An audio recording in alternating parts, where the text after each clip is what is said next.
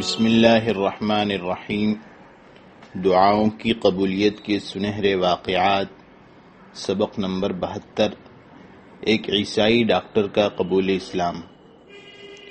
عراقی شہر بغداد کے قریب ایک عالم دین اپنے 40 شاگردوں کے ساتھ رہتے تھے۔ وہ ان کو دین کی تعلیم دیتے تھے۔ آمدنی کا ذریعہ کوئی خاص نہ تھا، بس لوگوں کے ہدیے تھے جن پر گزر بسر ہوتا تھا۔ اگر کھانے کو کوئی چیز مل جاتی تو الحمدللہ، ورنہ فاقہ کر لیا اور صبر و شکر کر کے بیٹھ گئے۔ کچھ وقت گزرا، علاقے میں قحط کی صورت پیدا ہو گئی۔ آہستہ آہستہ لوگوں نے ہدیے دینے بند کر دیے اور ان پر بھی فاقوں کا دور شروع ہو گیا۔ اس عالم دین نے اپنے شاگردوں سے کہا، ہمارے پاس کھانے پینے کی تمام چیزیں ختم ہو گئی ہیں۔ اسلام نے ہاتھ پر ہاتھ دھرے رکھنے سے منع فرمایا ہے۔ چلو اٹھو اور اس بستی کو چھوڑ دو، کسی ایسی جگہ چلتے ہیں جہاں کچھ کھانے کو مل جائے۔ اللہ تعالیٰ نے بھی اپنی مقدس کتاب میں حکم دیا ہے، فَامْشُوا فِي مَنَاكِبِهَا وَكُلُوا مِن رِّزْقِهِ وَإِلَيْهِ النُّشُورُ۔ تم اس کی راہوں میں چلتے پھرتے رہو اور اللہ کی روزیاں کھاؤ۔ میں اس بات کو پسند کروں گا کہ تم میں سے سب سے پہلے میری اس بات پر کوئی شاگرد لبیک کہے اور کسی دوسری بستی میں چلا جائے، وہ اپنے لیے اور اپنے ساتھیوں کے لیے کچھ کھانے پینے کا سامان لے کر آئے۔ ان میں سے ایک شاگرد بغداد کی جانب روانہ ہو گیا۔ اس کے اطراف میں محلے کے پاس پہنچا تو اسے بھوک نے خوب ستایا۔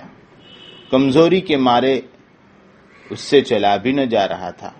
اس کی غیرت اسے مانگنے سے بھی روک رہی تھی۔ اسے کوئی ایسا شخص بھی نظر نہ آیا جس سے سوال کر سکے۔ وہ پریشان حال جا رہا تھا کہ اسے ایک عیسائی طبیب کی دکان نظر آئی۔ دکان پر مریضوں کی خاصی بھیڑ تھی۔ عیسائی طبیب لوگوں کی بیماریوں کا علاج کر رہا تھا۔ یہ شاگرد بھی اس دکان میں داخل ہو کر ایک طرف بیٹھ گیا۔ تھوڑی دیر بعد طبیب کی نظر اس پر پڑی تو اس نے پوچھا، تمہیں کیا بیماری ہے؟ اس نے مجبور ہو کر نبض دکھانے کے لیے اپنا ہاتھ اس کی طرف بڑھا دیا۔ طبیب نے اس کی نبض کو ٹٹولا اور مسکرا کر کہنے لگا، میں نے تمہاری بیماری معلوم کر لی ہے، مجھے اس کا علاج بھی معلوم ہے۔ اس نے اپنے ملازم کو آواز دی کہ فوراً بازار جاؤ، کچھ روٹیاں، بھنا ہوا گوشت اور حلوہ لے آؤ۔ اس نوجوان نے عیسائی طبیب سے کہا، جناب یہ بیماری صرف مجھے ہی نہیں بلکہ 40 اور آدمیوں کو بھی ہے۔ طبیب نے اپنے ملازم کو آواز دی کہ 40 افراد کے لیے کھانا لے آؤ۔ ملازم کھانا لینے کے لیے روانہ ہو گیا اور تھوڑی دیر کے بعد وہ 40 افراد کے لیے کھانا لے آیا۔ اس مسیحی طبیب نے اس نوجوان سے کہا، میرے ایک ملازم کو اپنے ساتھ لے لو اور یہ کھانا اپنے ساتھیوں کے پاس فوراً لے جاؤ۔ جب وہ کھانا لے کر چلے گئے تو اس عیسائی طبیب کے دل میں خیال آیا، مجھے معلوم تو کرنا چاہیے کہ اس نوجوان نے اپنے 40 ساتھیوں کے متعلق سچ بولا ہے یا جھوٹ۔ چنانچہ وہ بھی ان کے پیچھے پیچھے روانہ ہو گیا۔ جب وہ اس جگہ پہنچے جہاں اس کے ساتھی اپنے استاد سمیت ٹھہرے ہوئے تھے تو اس نے انہیں خوشخبری سنائی، تمہارے لیے کھانا آ گیا ہے، اٹھو مل کر کھاتے ہیں۔ اس نے فوراً دسترخوان لگایا۔ بھوک سے سب کا برا حال تھا۔ ان کے استاذ نے کھانے سے ہاتھ روک لیا اور پوچھا، پہلے بتاؤ کہ یہ کھانا کہاں سے اور کیسے لائے ہو؟ عیسائی طبیب بھی دروازے کے پاس کھڑا ان کی بات چیت سن رہا تھا۔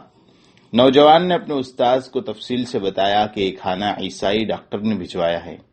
ان کے استاذ نے شاگردوں سے کہا، کیا تمہیں یہ بات اچھی لگی کہ تم اس عیسائی طبیب کا کھانا بغیر کوئی معاوضہ دیے ہوئے کھا لو؟ شاگردوں نے پوچھا، اس کا معاوضہ کیا ہو سکتا ہے اور ہمارے پاس دینے کو ہے کیا؟ آؤ کھانے سے پہلے اللہ تعالیٰ سے دعا کرتے ہیں کہ جس شخص نے ہمیں کھانا کھلایا ہے اللہ اسے جہنم سے نجات دے دے۔ استاذ نے کہا۔ استاذ سمیت تمام شاگردوں نے اپنے ہاتھ بارگاہ الہی میں اٹھا دیے۔ وہ انتہائی خوشی و خضوع سے رو رو کر اس شخص کے مسلمان ہونے کی دعا کر رہے تھے۔ ادھر وہ عیسائی طبیب ان کی دعا سن رہا تھا۔ جب اس نے دیکھا کہ یہ لوگ سخت بھوکے پیاسے ہونے کے باوجود میرے لیے دعاؤں میں مصروف ہیں تو اس پر رقت طاری ہو گئی، وہ نرم ہو گیا۔ اس نے دروازے پر دستک دی اور بولا، دروازہ کھولیے۔ جب دروازہ کھولا تو اس نے اندر داخل ہو کر اپنی زنار کو اتار دیا اور کہنے لگا، اشہد ان لا الہ الا اللہ واشہد ان